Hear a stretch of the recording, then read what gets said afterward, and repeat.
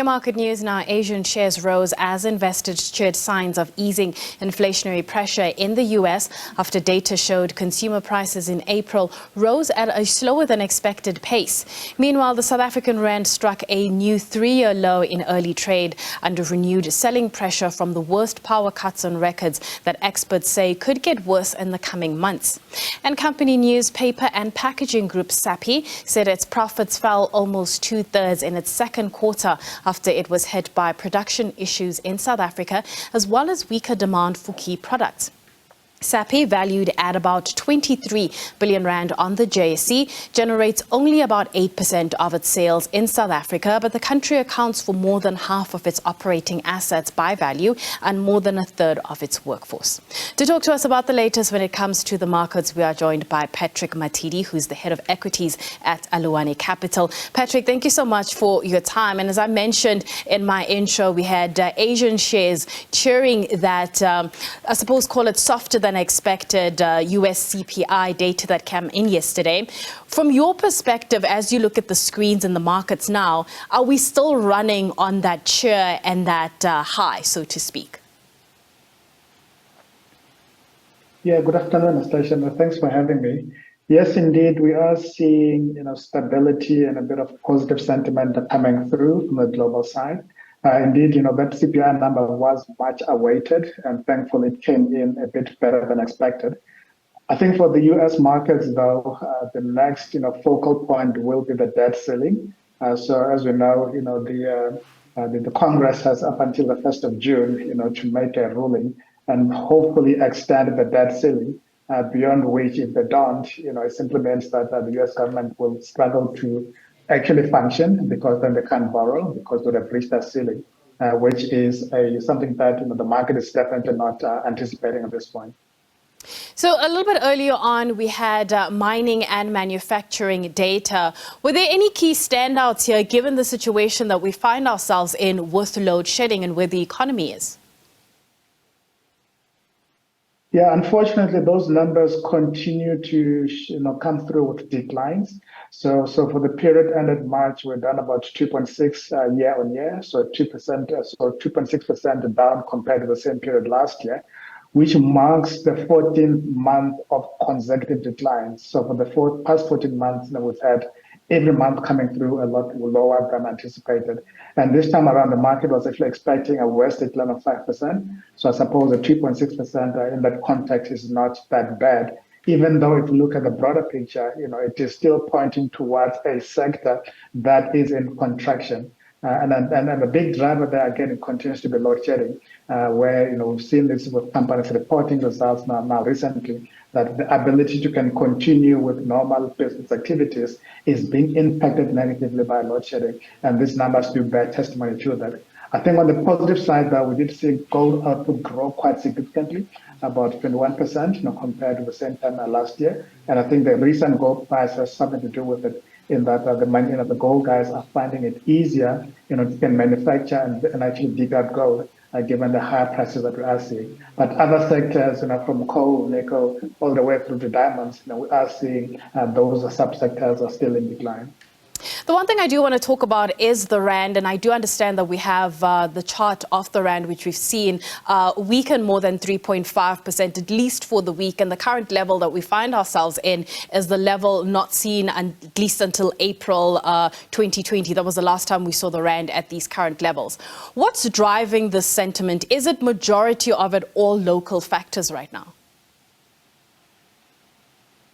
Unfortunately, the bulk of it is local, and you can see that if you look at the rand's performance against the dollar compared to our peers in the emerging market world, how they have done against the dollar. I think the second worst, after the rand, is down only about 1%, for the period that is mentioned, and so the last sort of a week or so, versus our 3+%, over the same period. So a lot of the factors, unfortunately, are localized. And they range from load shedding to the prospects of interest rates to inflation, politics, you name it. It's all sort of converging and all conspiring to undermine the rand at this point in time. Does this pressure that we're seeing on the rand complicate things a little bit further, especially when we look at the SAB's inflation outlook? We are expecting a SAB announcement on May 25th in terms of what we can expect from an interest rate point of view. But what are your expectations going into that May 25th meeting? Yeah, good question. And had you asked me this question, let's say 2 weeks ago, I think ourselves and the markets were expecting a sort of a low chance of 25 basis point hike at the May sitting, largely because if you look at the last reading of inflation, you look at the subcomponents, there's more than enough anecdotal evidence to suggest that inflation has peaked and therefore it should be on the way down. And therefore also that, the impact of the previous hikes, those still need to be felt. And therefore the MPC would be prudent, and rather wait for the full impact of the previous hikes to come through, before perhaps looking to sort of a cut, towards the end of the year. Fast forward a week or two down the line, that view unfortunately has, changed. The impact of the rand is quite material on the inflation basket, which means therefore that we can expect inflation to remain very sticky, especially the rand remains at these levels. And also on the subcomponent side, I think the food component remains very, very sticky, which is a big part of the inflation basket. So come at the 24th of May when the MPC meets, the view has since changed to then expect a rate hike. So the probabilities have actually increased, and also the quantum. So previously we were looking at 25 basis points. I think this time around we'll probably get 50 basis points come through May. And then perhaps if the rand does come back a little, perhaps the MPC will be prudent to rather pause and see, where things settle, before signaling the next move. But if you look at the governor's response over the last, couple of days, in his mind, he is more than certain that inflation pressures will come through, especially if the rand remains at these levels. So the rand, unfortunately, is playing havoc, with the local economy and interest rates, and obviously the impact on the consumer, from a, affordability point of view. With that said, then, when you look at SA banks, at what point do we start seeing that stress coming in from the consumer side? Because whether we go 25 basis points or 50 basis points, it still does add pressure. Are we starting to see those signs coming through when you look back at some of the SA bank earnings? Yeah, I think, if you look at the cumulative effect of the rate hikes that we've seen, versus this time last year, on an ordinary, let's say, home loan, where you're paying, let's say your loan was R1 million, at the lowest point of the rate cycle, you're probably paying about 15,000 rands, in terms of installments. And that has almost doubled, in some cases, to closer to 30%, so 30,000 per month. And we know that, incomes have not doubled, not to that extent.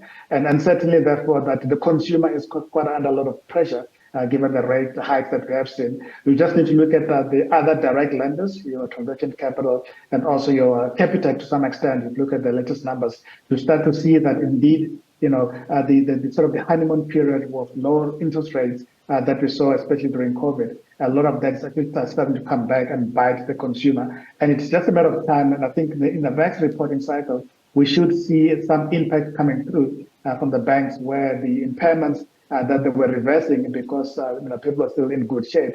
And we should start to see banks actually upping up their impairments, because the outlook for the consumer is not positive, especially given the rate hikes. And if our view is correct, in the sense that we continue to see rate hikes going through, then certainly that picture becomes even worse for the consumer and the banks themselves. Patrick, thank you so much for your time this afternoon. That is Patrick Matidi, who is the head of equities at Aluwani Capital, giving us his perspective on the markets. That's it from me. We're going to take a quick break. When we come back, we'll have more news for you, so stay tuned.